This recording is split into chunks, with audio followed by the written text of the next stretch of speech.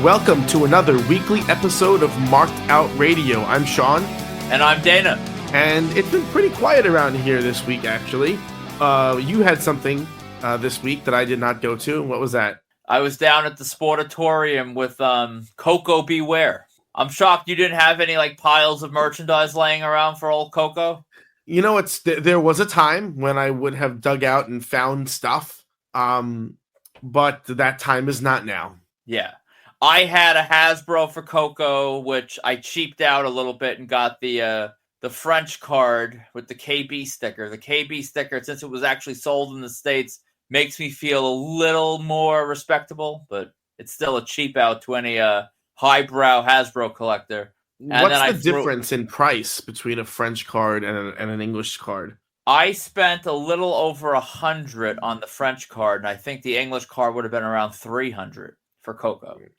Good golly. Yeah, so my logic was Coco is not like a centerpiece piece, and I figured, what the hell? Save the $200. I mean, I could have saved the $300 and done nothing and spent nothing on Coco, but I figured 100's better than 300, so that's what I did, and I had a couple posters and programs lying around, so I did that. And listen, every time I go to the Sportatorium, it keeps getting nicer and nicer. There's the glass detail shelving. Ken had a boat outside that someone was working on, and I think K&S might be making a run for the Jericho cruise money. It might be a K&S cruise coming up, but in all seriousness, it was easy as always. I spent a couple hours in there bullshitting with all those guys, and then Coco, who was a little late from the flight, walked in. It was all easy.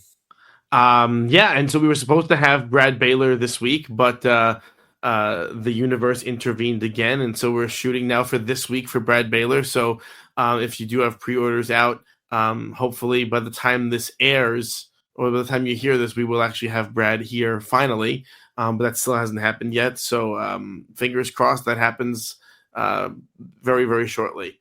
So there's a lot of the cons upcoming have been dropping names left and right, some of which are more interesting than others. Steel City Con dropped the bombshell, relatively expected one, I think, adding Ron Howard. Ron Howard's one of those guys. I'm not sure why he's doing cons, given that he is a multi-millionaire, of an ungodly level. But so I'm not sure what the deal is with that. But he's doing Steel City, which I guess is great if you're in the Pittsburgh area and you're interested in meeting Ron Howard. They also booked Anne Margaret, who hasn't been around in a little bit on the East Coast anyway.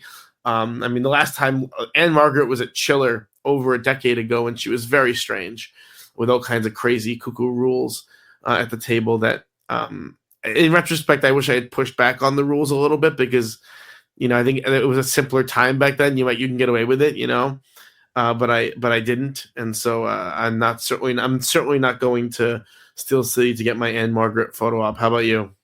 Anne Margaret's a want for sure, but the Happy Days reunion is what's tugging on me.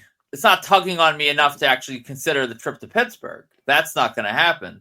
But I absolutely love Happy Days. As a kid, that was one of those things I'd watch in reruns constantly. I always watched it. I would record it on VHS and watch it when it wasn't on. It was one of my shows. Granted, they're all 70-year-old men. Henry Winkler, as lovely as he is, honestly couldn't be any less Fonzie if he tried. With the sweaters and the fashion, the way he dresses. You got to keep in mind you don't have a picture with the guys and Fonz. You have a picture with old men and another old man who is Fonzie on a country club golf course. Yeah, the thing is, for me, getting Winkler now, it's like Winkler from Royal Pains or something like that. Yeah, you can't look for Winkler to be like Fonzie. But all I can hope is, I'm also starting to realize that a lot of my bold predictions were probably not very bold enough because it's March and several of them are coming true already. So I think next year I got to go out on a little skinnier of a limb. Yeah, really swing for the fences. Yeah, so I guess next year making the prediction that Freddie Prinze would cancel another convention is probably not a bold prediction. But more on that in a bit. Well, he is. Yeah, he's booked for Rhode Island. But Chiller went out on a limb and they're booking Michael Madsen. Michael Madsen, I believe, has either canceled every con he's committed to, or nearly every con he's committed to. But I remember there was a time when I bought stuff years ago for Monster Mania. I bought stuff for him, and then he canceled or no showed, or I don't even remember. It was so long ago. So yeah, they're good. I guess someone's gonna give him another whirl. Whether he makes it or not, I have no idea. My instinct is no, because it's not like, the reasons that precluded him from coming last time have disappeared. They're equally there. So I think I heard through the grapevine that he may be clean and sober now. Maybe that was part of his rationale for canceling so often. Well, that was what I was alluding to, the fact that he was very unstable in his personal life, and so I don't know if it's just one of those things that I'll believe it when I see it. As it turns out, it looks like Chiller's off. It's not happening anyway for us, and we're not able to go. So no, it turns out I'm double booked. I am a best man in a wedding, and I knew what date the wedding was, but I didn't know what date Chiller was. Which honestly, any way you spin that, it's pretty stupid on my part to not. It's pretty easy to just know a date and put it in the calendar, but I didn't. So, unlike Michael Madsen, I make my bookings. So you're not a reliable calendar user. That's the thing. I feel like I am. Like, if you look at my in my household, I'm like the calendar guy. Like my Prime, whatever the hell that Alexa screen in the kitchen's called, that big screen. It's almost all my show. Yeah, it's all my stuff. So I am pretty good usually, but I could definitely improve. So I am very, very meticulous about the calendar on my phone. So I have to be, because there's the things that I already have weekends booked out for next fall. So it's crazy. Yeah, I think in my defense, I didn't put Chiller in there because I was trying not to commit. I didn't think I'd go. I wanted to avoid it, so I just didn't put it in. The wedding was in because I was obviously happy to go, but with Chiller, I just kind of was not. So yeah, so I hope Michael Madsen doesn't show up. I hope Buzz from Home Alone gets gets deported back to Chicago. I hope all sorts of things happen just to make me miss nobody that I want to meet. But yeah, I'm just trying to think of thankfully, weddings are not on my horizon in the near future. I think I'm at that stage right now where I had a run of a bunch of weddings. There were a few years where I had 2-3 weddings in the same year, lots of weddings, and now thankfully, the wedding years are behind me, which is fantastic, because there's nothing I hate more than going to a wedding. Because then besides mine, of course, right? Oh, absolutely, right. Yours was every other wedding I ever went to I hated except yours. Yes, how many weddings give you a shower? A wedding and a shower all in one. It's true. Yeah. But it's just the whole wedding thing, and the fact that they take so much of you in terms of your time, because again, the wedding is not just one day. Somehow it's 3 days. So anyway, it is what it is. That's our wedding culture now. But it means the Chiller Theater, unfortunately, what are you gonna do if they book somebody that you just can't miss? Maybe call in a bomb threat. No, I'm trying to think of who is enough of a can't miss that you try and do something just maniacal to make it happen. I'm just trying to think what kind of name? Ron Howard. Really? That's enough. So if Chiller books Ron Howard, do you zip in on Sunday morning kind of thing? I think I would I would have to try to be first in line Sunday morning and make it for the Sunday festivities. I think I'd be close to on time. I'd be maybe a little late, but Ron Howard would do that for you. Yeah, that's that little, huh? I'm trying to think of what it would take. I don't know. I don't know what it would take. I'm tempted on Madsen, to be perfectly honest. He's not a huge one of mine, but I would really like him. But that's really more of a sign of insanity than it is of the logistics of, because Madsen's all right, but what has he done that really knocked you out? Nothing to that degree. But he's in a lot of the classic Tarantino films, and he seems worth getting, a good appeasement to the combo gods type of move. And he's always good in those movies too. Exactly, he has a good persona. That's true. He's like Tarantino's John Turturro, like what John Turturro is for Spike Lee. He's the guy that he throws in everything, and he always does a good job. And yet, I'm going to skip over number 3. We'll do those separately from the cons, you know. So, Yeah. Rhode Island Comic Con, they added Alec Baldwin for their Beetlejuice reunion with for Gina Davis. But humorously, there is again, at least for now, no group photo op being sold with those two.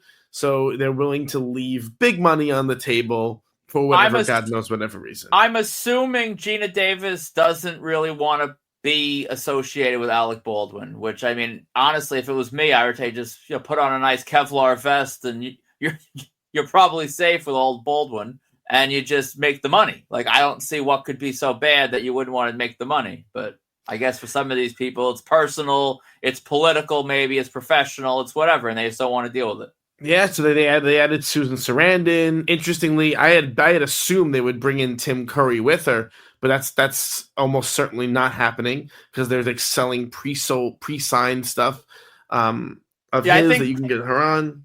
I think Tim is like past even like Captain Lou Albano when his daughter was like forging his signatures at the table level, like incapacitated. I think he's kind of like gone. So I think, honestly, I'm glad I got him when I did at NYCC because I don't think we're really going to see him out again. And then RICC also booked Freddie Prinze Jr. And if you are a listener of this podcast, you will know that I've already been on a Freddie Prinze Jr. rant when he canceled New York Comic Con, leaving Rachel Lee Cook in the lurch, and significantly harming her business. So now it's interesting because she has not yet been booked for Rhode Island, right? Not yet.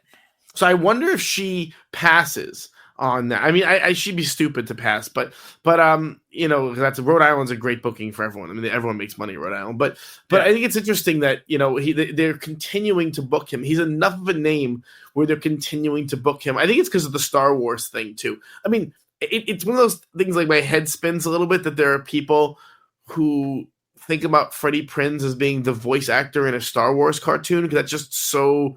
I just wouldn't even it gun to my head if I'm asked what character he played on Star Wars. I'm in big trouble, I have no idea. But I don't know. We'll see if he shows up because I've never actually been to a con where he showed up. So I mean, I'm assuming I'm like tentatively assuming that I'll be at Rhode Island this year. I would like to go to Rhode Island, but I really would like them to add something that's going to really draw me in as special. And it's going to be Ron Howard or Mel Gibson. I'm telling you, it'll be one of the two, maybe both.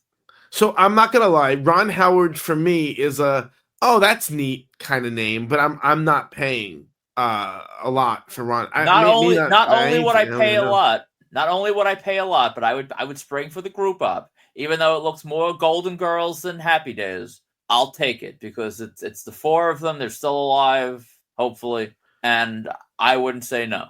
There is a certain interesting novelty to that. I do admit. Mel Gibson would be cool just for the pure novelty of that, and that would probably get me out of the house for sure. Not probably. I would leave the house for Mel Gibson. I think. If they did a Danny Glover duo, that would be sick too. Yeah. What are the cons? More out of that Spookala. Let me tell you, I've never before 3 weeks ago, whatever it was, I've never even said the word Spookala, and now they're doing that sick Jurassic Park reunion with B.D. Wong and whatever that kid's name is who played the boy in Jurassic Park, which is like two names who don't go to anything. Chiller needs to bring them, or Rhode Island needs to bring them for crying out loud. And they're bringing in Kevin Owens, a current contracted WWE talent, and he's donating 100% of his proceeds to some kind of charity, which is a very interesting way of doing it, I guess. And he's going to draw an insane crowd. So that con is really making headlines. Yeah, I mean, it's getting to a point where Florida's got they have some cons making a little more than ripples on the surface of the con scene. You had Mega Show of Orlando, which was stacked, and now you have Spookala, which again I've never really paid attention to Spookala before, but this is a nice little lineup they got with some big things. And Kevin Owens doing this for charity is pretty cool. WWE stars in general, it seems, when like disaster strikes, there's cool opportunity that comes from that. Speaking of, one of these days, I got to do a flashback report of that Hurricane Sandy WWE party I went to at Cipriani's. That was a similar thing with all the money going to the disaster relief, and that was an interesting time. So I'm not shocked that WWE would be cool with that whole thing. And so there are other things going on right now. So a few weeks ago, time always kind of blurs, but a few weeks ago we had talked about the new trend of they're doing like screenings and meet and greets with people who otherwise wouldn't do them, or kind of seemingly off the beaten path names. And there are some really interesting ones coming up that you had sent me some of them. This is interesting for me. So, well, I guess we'll first talk about, because our good friend Freddie Prinze Jr. and Rachel Lee Cook, they're doing a She's All That tour with the same company that booked the Macaulay Culkin tour. And that's interesting and amusing because he can't no show those. He can't just leave poor Rachel Lee Cook by herself. I mean, the title is She's All That, so maybe she is all. That's it. It's just her. It says nothing about him, so maybe they could. But I agree with you. I think that's the thing he'll do. I think I'm assuming he's turned off, honestly, by the whole demand of a con, the hours and all the signing and the moving from point A to point B, back and forth, all this stuff. This is painless. You're up there for, what is it, like 40 minutes maybe for the Q&A. You take another 40 minutes for the photo ops. You're done. So I think this is the one that he's actually going to do. So far, our most local stop is New Jersey. What's your status on that? Are you considering it? It's the New Jersey Performing Arts Center, which is not. Yeah. It's not the closest. I would really love something closer. I'm hoping for Patchogue. I am really hoping for Patchogue, but if it was Patchogue and if it was a date that's not pre-booked, I would just do it. But New Jersey Performing Arts Center is a little bit of a pain in the neck to drive. I would be more hesitant. I mean, we still have a little bit of time. I forget. I keep getting the ads on Facebook aggressively, so I'll check the time when we're done recording, the date rather, to see if this is something that's even possible, or if they sold out the meet and greets. I don't even know, so I'll check that. Yeah, it's one of those things. If you actually are interested, it is May 24th. May 24th. That's what is that? That's a Saturday. That's the week before I leave for Salt Lake City. I don't know. Right now I have nothing on my calendar. Let's see if it's sold out after we're done, and we can make that. I think both of us were kind of in that ballpark where I don't want to buy my ticket to that, and then they announce Patchogue, and that'll be really upsetting. Yeah. They also, who else is? Jeff Bridges. So Jeff Bridges, if I'm not mistaken, is a notorious grump, right? I think he's pretty nice. I had a great encounter with him on the street. Maybe I was thinking of someone else then. But Jeff Bridges, I think Jeff Bridges should be doing cons, hell. But he's doing a little bit of a tour in California only. I think it's 4 or 5 stops for Big Lebowski, which is cool. Getting a Q&A photo op kind of deal. But that to me, that's a great little way to make some money. Yeah. And then there's a really interesting one. It makes me kind of sad, but also it piques my interest on another level. So, I mean, I'm trying to think of how I would describe. I guess he's a very well-known character actor. That's fair, right? Yeah. Richard Kind. I mean, he's been in just a lot of things as a character actor. Most recently, and probably most notably, he was a pretty major character on Curb Your Enthusiasm, among many, many, many, many, many, many, many other credits. For me, in recent memory, it's Curb and it's Big Mouth. Like, I think he plays the funniest parent on Big Mouth. That character's hilarious. And I mean, he was an Inside Out. He was a character on Young Sheldon. So a lot of things. He's a ton of credits. But he's doing one of those deals that he comes and does a Q&A. And was there a movie attached to it or no? Just a Q&A? It's a whole thing. It's billed as How Not to Be Famous. And isn't it based on his book, I think, though? Is there a book attached to it? I'm looking right now at the write-up. They're not showing the book as part of this, but it wouldn't shock me. No, it's not a book. It's just an event. But what's interesting about it is I guess the meet and greet VIP tickets are $100, I think, something like that. Yeah. And so a lot of these venues, they have like seat. If you want to buy tickets, you can select your seats. So what you can really do when you're selecting your seats is to see how well they're selling.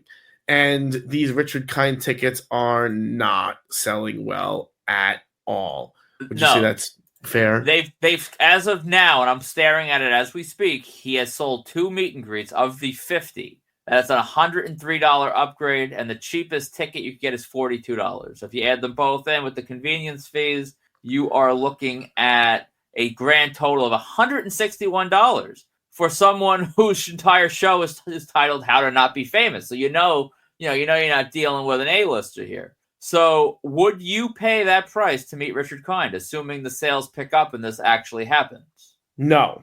And I think this is kind of a discussion that we had.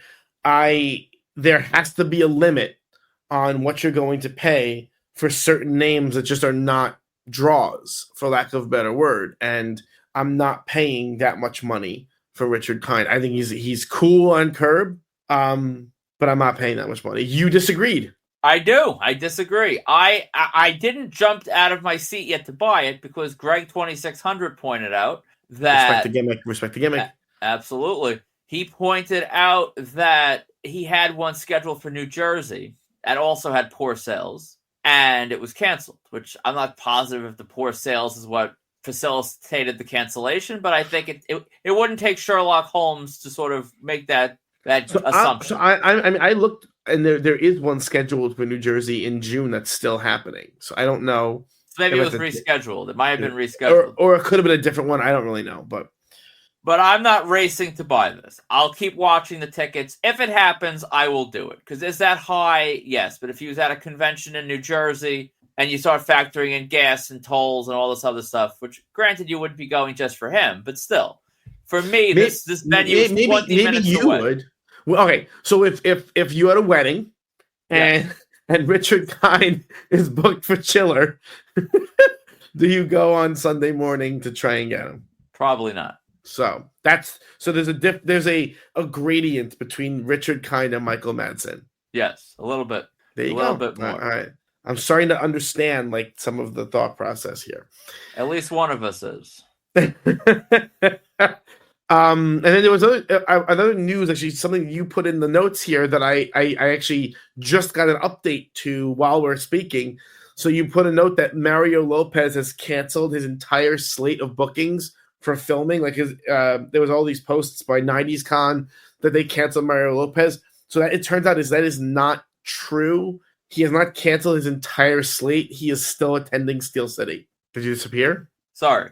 No, Steel City is the one that made the post, unless they deleted it. I saw that post. They did make a post, and they put up a new one that says that he is not canceling Steel City. Okay, yes, there it is. That's an official post by Steel City. He canceled 90s Con.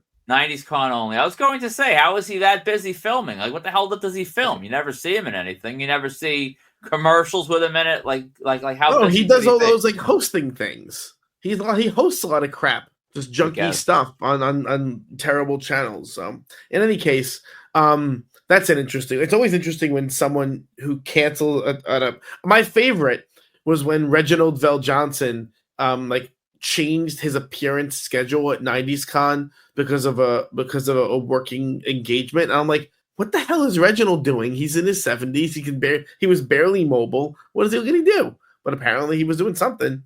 So that was interesting to me that time because I ended up not being able to get the autograph from Reginald that I wanted. So if you're shopping for autographs, be sure to check out www.markedoutcollectibles.com or check out our eBay store at Marked Out Collectibles. To contact us for any reason, please email markedoutcollectibles@gmail.com or join the Marked Out Collectibles official marketplace on Facebook. All links are in the show notes on Facebook and Substack. And if you want your event, product, or brand advertised on episodes of Marked Out Radio, please reach out to us today at markedoutcollectibles@gmail.com.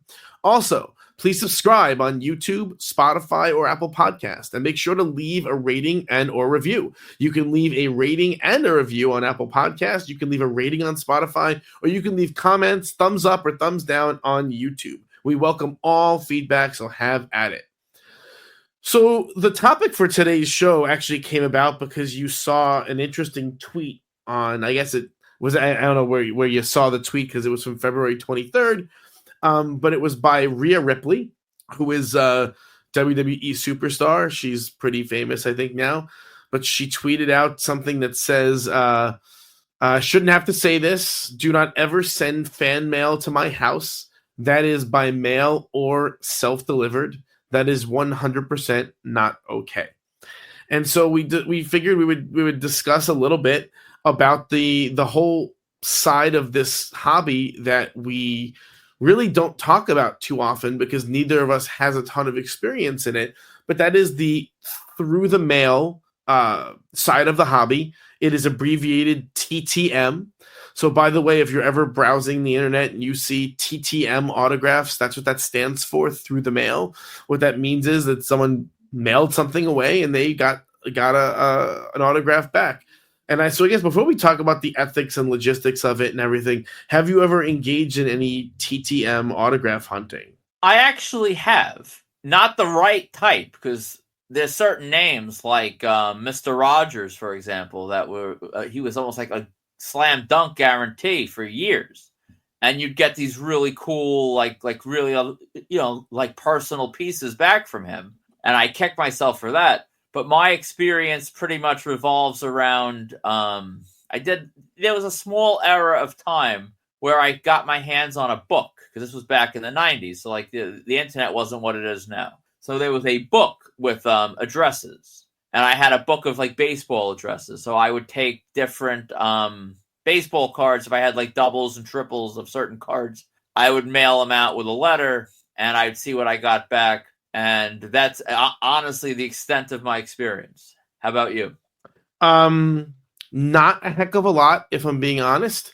I did the Wheel of Fortune trick. Did you ever do that? No. So if you go to the Wheel of Fortune, I don't know if it still works, but if you go to the Wheel of Fortune webpage and you write like a little fan email to Wheel of Fortune, there's an option to request an autograph and you will get a signed 8x10 of Vanna White and Pat Sajak. Well, I mean, before Pat Sajak retired. Pat Sajak retired, right? Yes. So before Pat retired, I think you can still do it just for Vanna, but I got my Pat Sajak, Vanna White dual signed 8x10, which came very quickly, and I paid nothing. I didn't have to send anything in the mail.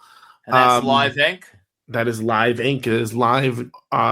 Absolutely. Yeah. It's well documented that that's real. And it's actually that's one of the things we need to talk about is some of the pitfalls of through the mail autograph collecting.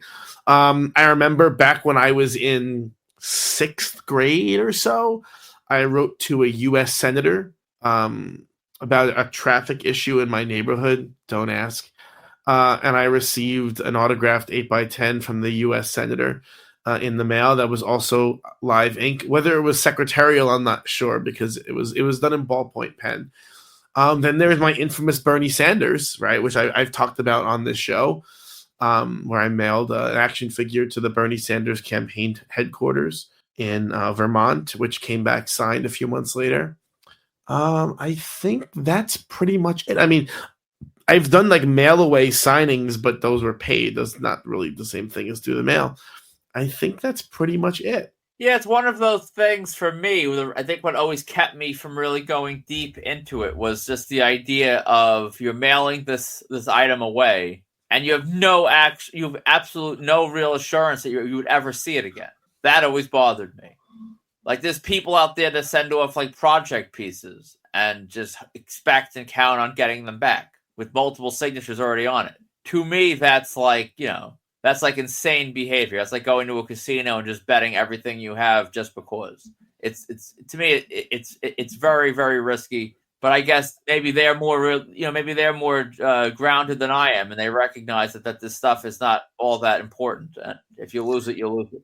Yeah, I mean the whole idea of sending out something that may be irreplaceable is a little bit of a tough pill to swallow, even for me. I know Homer Simpson. That was another one that people were maybe still are today. That was like a way to get a pretty easy success for at Yeah, least a little while. the voice actor for Homer, I believe he's still well. There was for the longest time Tim Allen also was someone who would always respond, that has since gone dark, or rather secretarial. So there are some issues with the whole process of through the mail collecting, and one of them is that, look, at the end of the day, for a lot of us, authenticity is really important. I mean, it should go without saying, but it often does not go without saying that authenticity is pretty important when you're dealing with autographs, and when you're dealing with through the mail signatures, they're not being signed in front of you, and therefore there's always some degree of doubt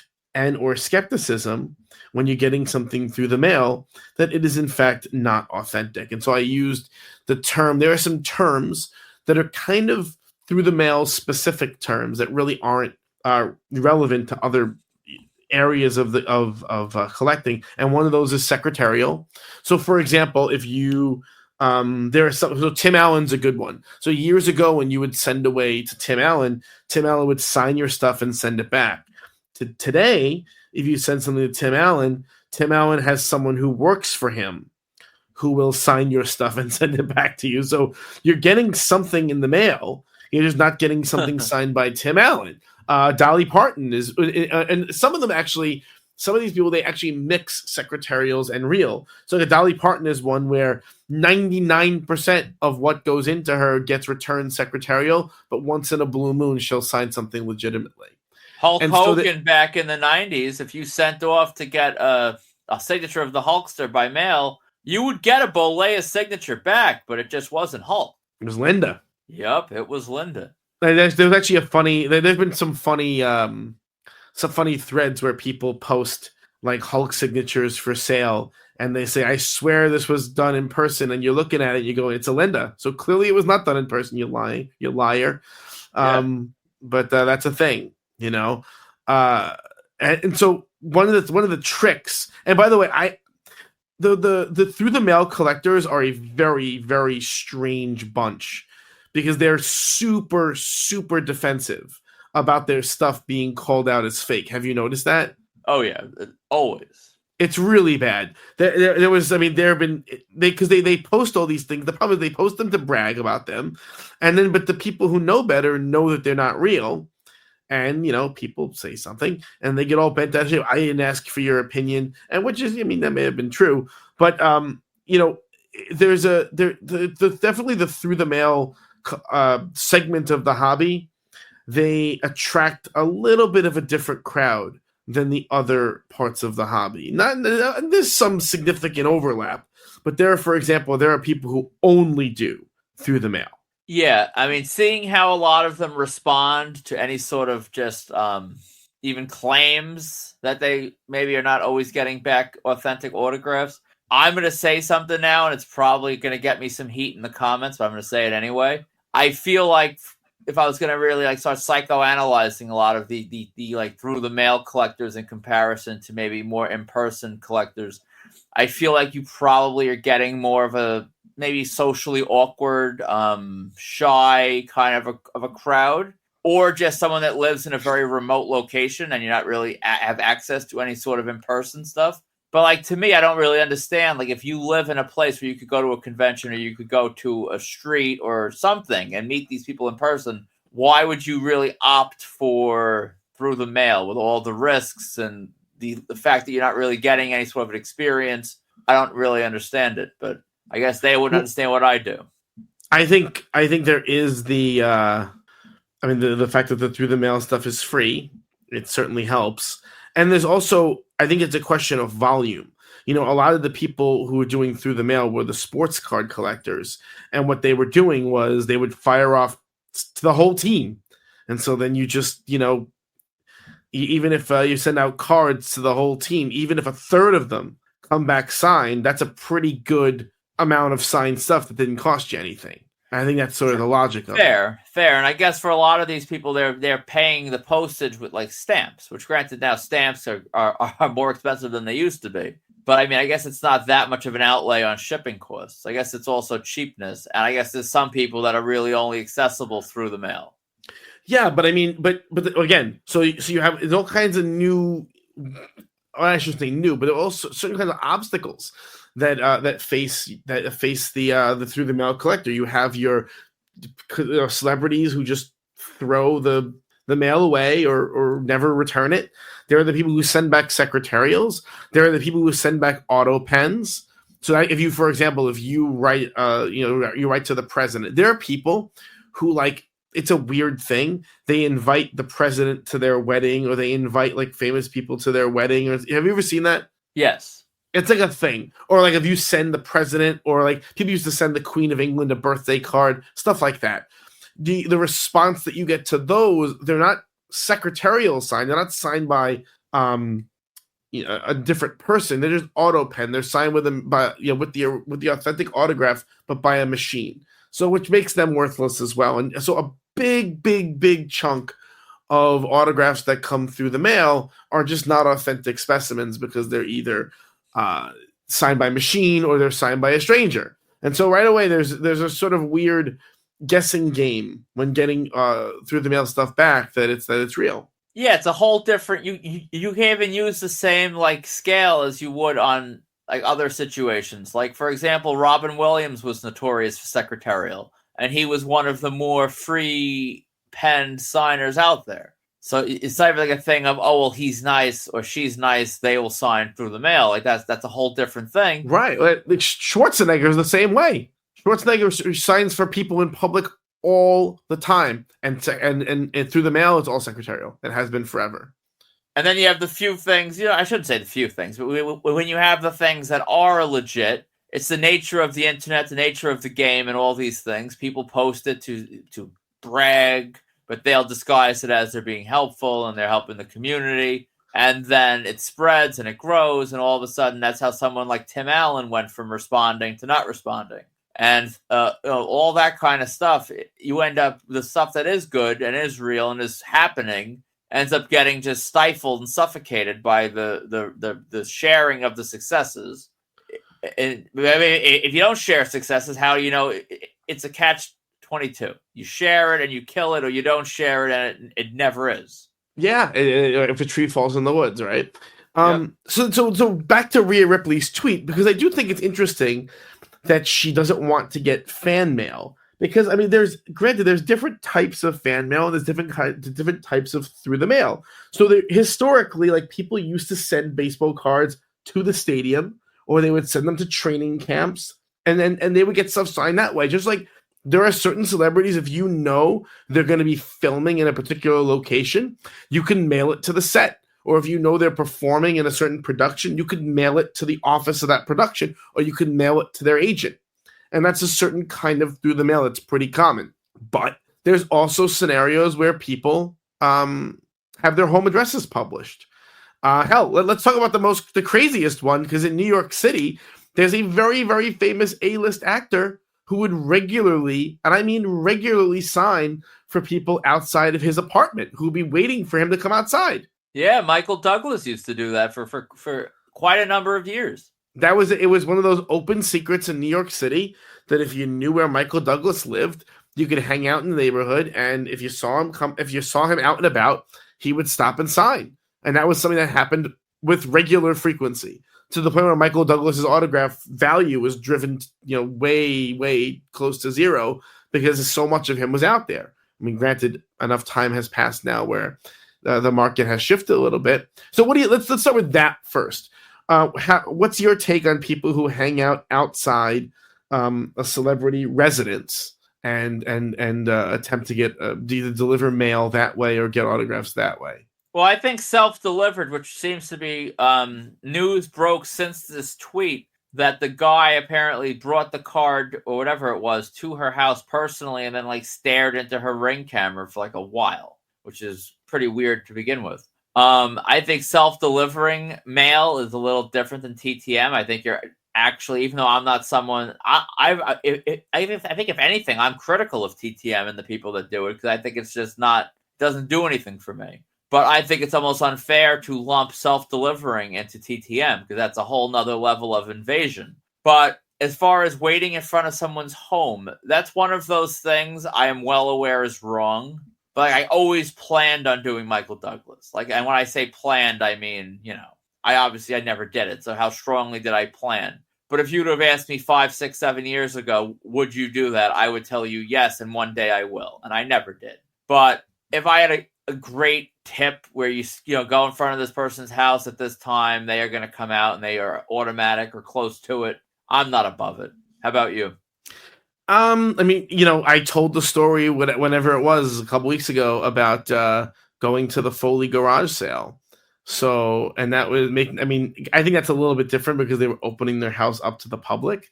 But make no mistake, I knew exactly what I was doing, and that was a boundary that I was willing to cross.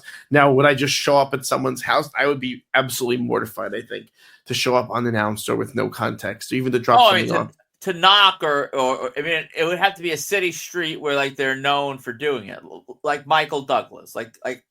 That was more just laziness and having to figure out you don't want to just go on a Saturday and hope he's in town and stand there like an idiot. You would want a clear tip, he's here, he's got to be there by this time. I had no problem with that when you're not going to be the only person. It would happen on a weekly basis to his acceptance. That is one thing. To go knock on someone's door, stare into their Ring camera. No, absolutely not. There is a pretty funny story of a marked out legend who tried to go up to Randy Savage's door, but was stopped at the private driveway by Randy Savage, who apparently threatened to release the hounds, Mr. Burns style. I still say at that point, that guy, he had to move. There was something he could have done. He could have tried a forced selfie or something. You already went that far, and you've already embarrassed yourself. I think he should have went for broke. Even if you got bitten by the dog, think of the story that would have been. Yeah, give it a shot. That's too funny. But that was a thing. Yeah, I think we both are on the same page that most of the time, dropping off at the house is crossing some kind of boundary. But I must admit, it's not as easy to articulate what that boundary is because, the in-person people will hang out at hotels and stuff like that and not really blink about, or at airports, not even blink about it. So there is a weird line that I'm not sure where it is. But what about her assertion that fan mail should never be sent to someone's house? I think fan mail to a house is unquestionably different. I think fan mail to an agent, fan mail to a theater, fan mail to a set, and some other public location, I think that's different. I don't see any objection if you want to send cards to spring training. I wouldn't take the risk, but I don't think there's anything wrong with it. I think when you send to someone's home, it's questionable. I don't really think it's worth complaining about. Easy for me to say, I guess, since I'm not in that position where I receive it. But I think just silently not sending it back, throwing it out, whatever you want to do with it, I feel like that would be just as, if not even more effective. I think it's one of those things where you have rich people, famous people complaining about, high-end first world problems. Oh, poor you. You're rich and you have mail in your mailbox that you don't want. When people around the country have bills in their mailbox they don't want. And they have junk mail they don't want. And, collections notices that they don't want. So it's oh, poor you. You get a card in the mail that you don't have to respond to. So I don't really feel sorry for people that get mail in their home from the mail. But yeah, if you're at someone's door delivering something yourself personally, that's psychotic behavior. I do want to push back a little bit. And I think one of the things that I've read stuff about fame and even the temporary fame, that though a person who has never experienced fame really cannot comprehend even a little how potentially oppressive that feeling is.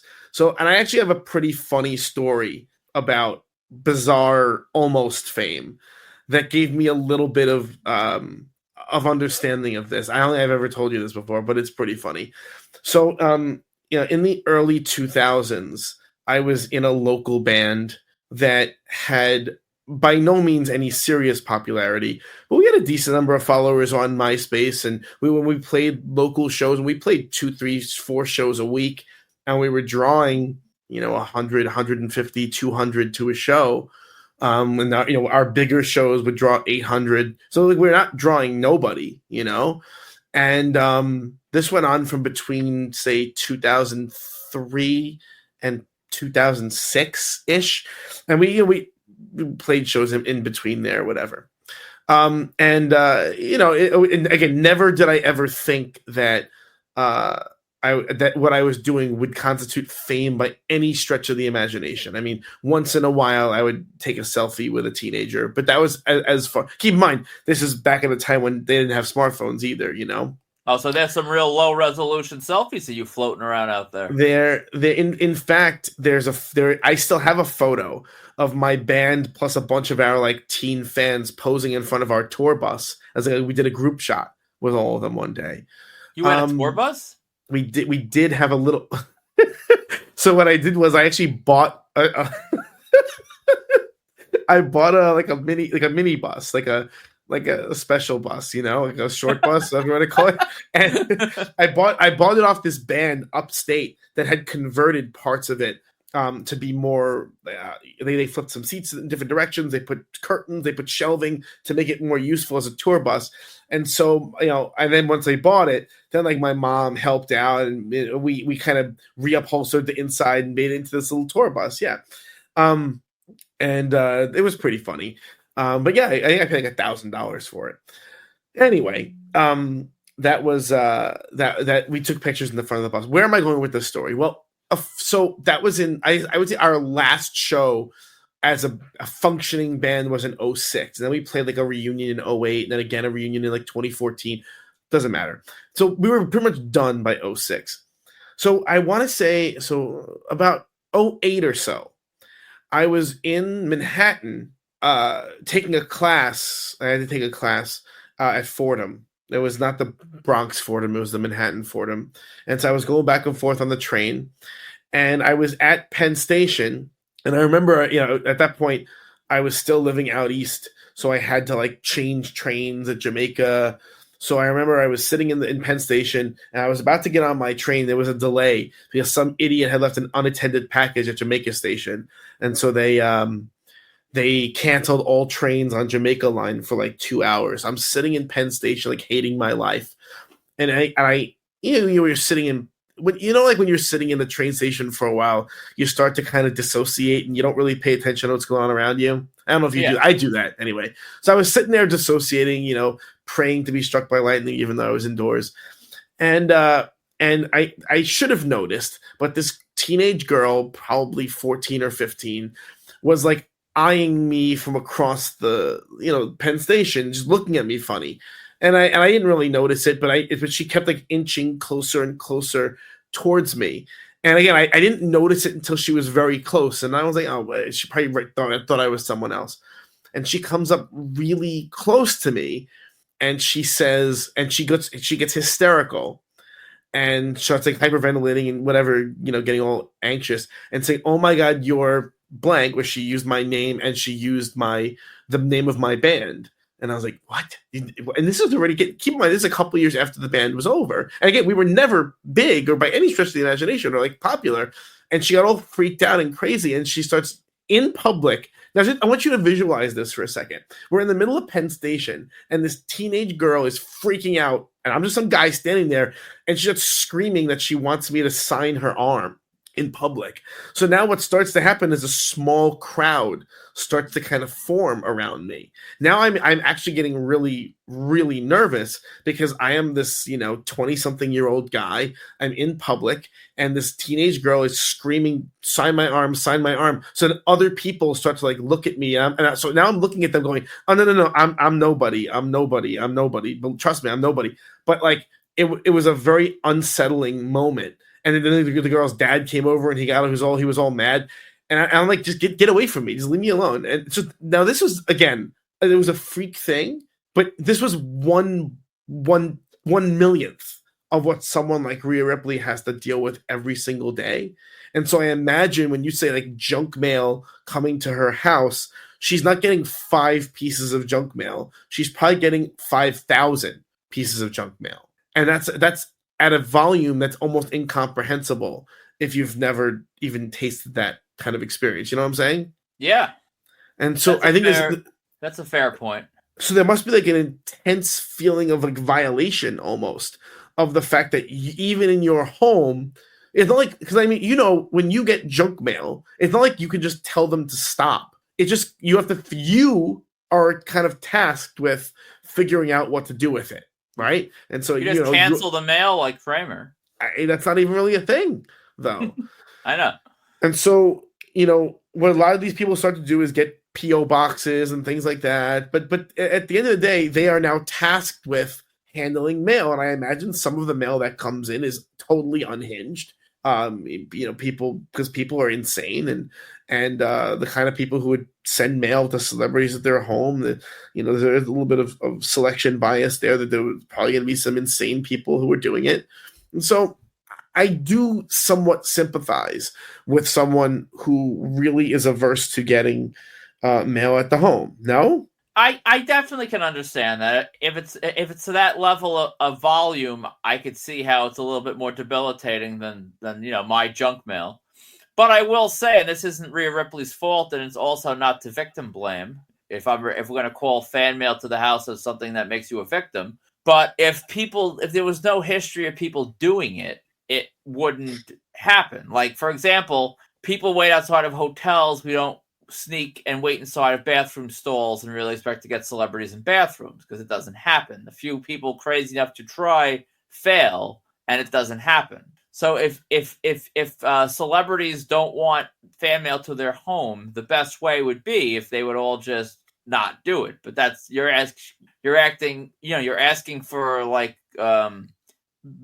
different people to sort of be on a common goal and act similarly, which is impossible. But if it didn't happen, it wouldn't be sent. So it's kind of a catch-22 where celebrities are sort of stoking the fire, I think, a bit.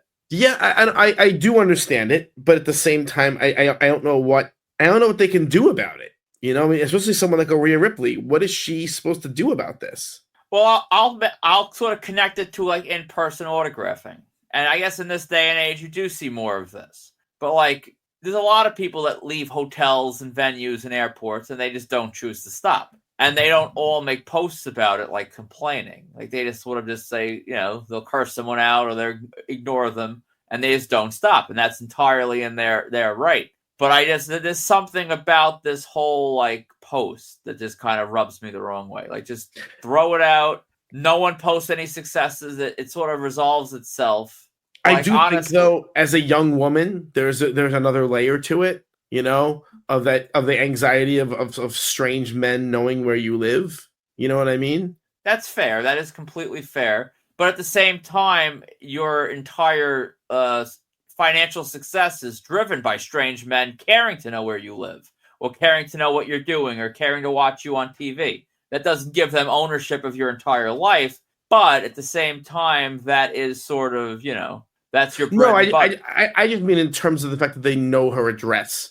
Yeah. And once look, it's funny because this is very much a modern thing. Historically, and I know for people who are younger, you're not even going to be able to comprehend this, but up until very recently, addresses were just commonly published. The white pages just published people's addresses, and that was it. So you could just find people's addresses, and celebrities took great pains to hide their address. They would have fake addresses, they would have P.O. boxes, everything else.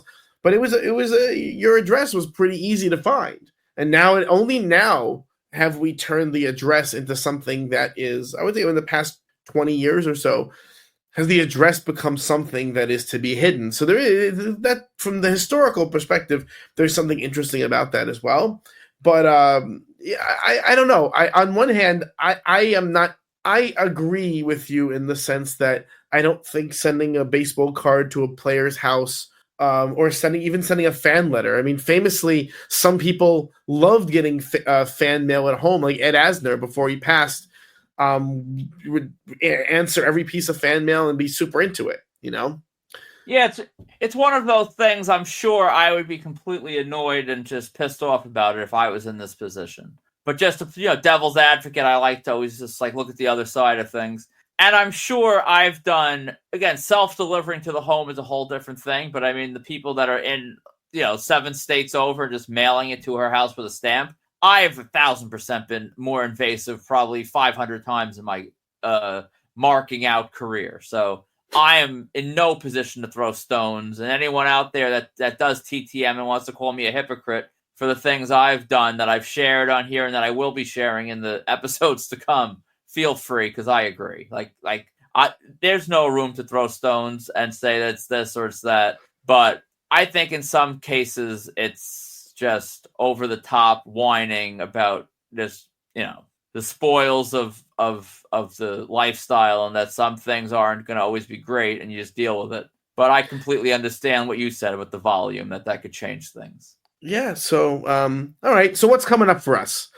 We finally, I mean, should I even say that Brad Baylor is going to be this week, or should I just not say anything? I mean, this would be a genius marketing campaign if we legit just keep saying it's this week, and then hell, we're promoting this thing forever. But I mean, I think we've already said it. So yes, Brad Baylor is supposed to be coming this week, and let the record show that this is not any sort of a blowback on Brad. Brad's been awesome. Like, communication's been on point. Everything's good. This is the deal when you're working with a talent that is, dealing with WWE schedules and traveling actively. This isn't Tatanka, who, has 600-700 WWE appearances because of his Legends deal. This is someone who's actively working.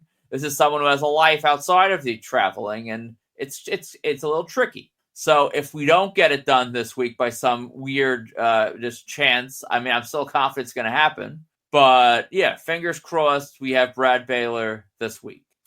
You also have something. You haven't yet. You mentioned it to me, but you haven't confirmed that you're definitely doing it. I still haven't purchased it, but I think I'm going to. In Patchogue, they are having an event this coming Friday with the show from the History Channel, and using the word History Channel nowadays, the way this and other shows really are, it's a little bit of a stretch. But the show Ancient Aliens, they are coming to Patchogue. You have the main guy with the crazy hair. You have different people that are just like, people that come on that are experts, air quotes, about aliens, and they sort of tie them into like historical events. It's fascinating. It's fascinating. Like just for like free time, I'll throw some episodes on for the kids because the kids in school are interested in aliens.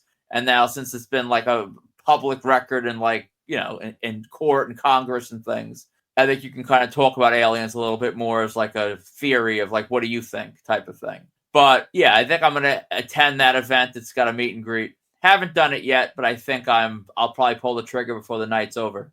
I wonder how that draws. I bet it draws well. But the thing is, like, I cannot even imagine the freak show that shows up as something like this. I mean, here's the thing. I would be lying if I said that the idea of this being content is not kind of part of, not a big part, but a little bit of a part as to why I'm thinking it'll be hilarious. Like, think about like creation shows, think about pro wrestling events, think about all this stuff. And I feel like I'll still see a thing or two at an event like this that I've never seen before. Well, like, there's got to be people that walk in dressed like Martians. There's got to be, people that are going to ask some long-winded question about how they were abducted and they were probed anally for the duration of their middle school years, and 25 years ago. Like, you just know there's going to be some insane things. But I think that actually might be part of the experience. Or I'll be texting you 10 minutes in that I want to kill myself. Or some combination thereof. Yeah. So yeah, I mean, I recommend going. I will not be attending, obviously, but go for it. Monster Mania, we said again, you're still on for just zipping in, grabbing Tobin Bell, and getting out. Yeah, I mean, basically, I will go on. I think I said this last week. I will stick to it. If Tobin Bell dies, I will not be there. If Tobin Bell survives and he's able to attend, I will be there. And of course, I think my ultimate fear, even more so with this, since there's nothing else I really care to have, is the fact that I would have to do it on a Friday, that you get down there, and when you get there, you find out he's not there. Like, that would just be awful. So I would hope that somehow that would be the kind of thing I'd be checking the Facebook page while driving down the turnpike, like every hour, just to at least be able to turn around and save myself some sort of a trip if God forbid that happens. But his agent's a pro. He's always been a pro. I think unless he had a medical emergency, he would probably be there. So, yes, hit it and quit it. Surgical strike. Chiller, we're not going. So, yep, double book, pal. So that means we are looking for reports from Chiller when Chiller happens in April. People to please post those reports to the Facebook page so that we can see how it was and we can lament our non-attendance there. But the big event, we will be there in Brentwood, New York, pretty much all day. Well, you're going to be there all day on Saturday. I'm going to dip in probably sometime between noon and 1 o'clock for that. So, and honestly, I'm after speaking to Tom last week, I'm very much looking forward to it. Yeah, big event is going to be absolutely insane. I'm already starting to wonder, which is what I wondered the last time, how am I going to really fit all these different signings in within the scope of the day? But I'm ready for it. We'll make it happen. It's one of those things, talent and promoter alike. When you have a nice wad of cash, they don't want to lose the cash the same way we don't want to lose the cash when we're on their side of the table. And, these things always manage to take place because everyone wants to get what they want out of it. Exactly. And so if you're shopping for autographs, check out www.markedoutcollectibles.com or our eBay store at Marked Out Collectibles. To contact us for any reason, please email markedoutcollectibles@gmail.com or join the Marked Out Collectibles official marketplace on Facebook. And so we still have pre-orders for WWE ID talent Sam Holloway. And we still have pre-orders available for WWE ID talent Ricky Smokes. Those are still live on the website. And we also have all of our pre-orders for big events still available. Sasha Banks, Lita, Great Khali, Titus O'Neil, Darren Young, Tenzan, Ric Flair, and Daria Ray or Sonya Deville. I think I got everything. You did. And let me just say, to peel back the layers of the whole dealing with the ID talent and how busy they are and how much they're traveling. Sam Holloway was originally coming up this way for a different event. And he actually reached out the other day how, there was a little bit of a snafu on that level, but he's still coming for the signing. Like regardless of the other thing, he told us he's still coming for the signing. He's ready to go. So, the professionalism is highly appreciated. That's awesome. That is going to be a great signing. Our pre-orders for him have been strong. Ricky Smokes is picking up hot and heavy to get those in. And the big events, the big event stuff, we're getting a lot of notifications for orders. We have a really great lineup courtesy of the big event, and it's going to be great. Just make sure you make those orders. And for Ric Flair, which we've had a lot of questions, a lot of interest about that, the 11 by 17 metallic posters, these are not going to be available after the signing. We will have a few of maybe one, perhaps two of the designs. We're not going to have them all as stock. If you don't pre-order them, you will not be getting them. We will be making our final print order most likely this coming Friday.